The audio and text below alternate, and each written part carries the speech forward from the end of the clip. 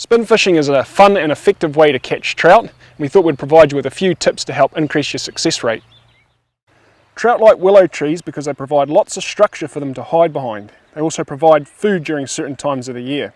When we're doing our drift dive surveys, we'll often see them using the willow tree roots and branches as hiding spots, so make sure you target the willow line pools and runs.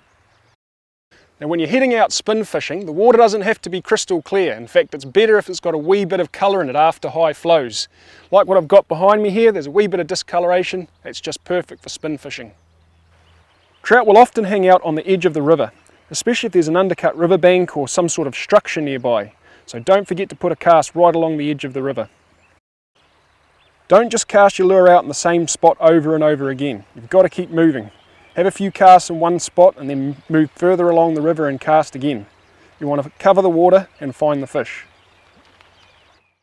When spin fishing, your hooks can become blunt if they hit stones, and this can cause you to miss hookups. So keep an eye on the sharpness of your hook. Replace them or use a hook file to touch them up if need be. There are all sorts of lures on the sports store shelf and they all can catch fish. The most important thing is lure size and weight. You don't want to go too big or heavy. So here's a good selection. So good lure options are the likes of your 7 and 10 gram Toby, your Gypsy spoons there, or your Valtech spinners as well.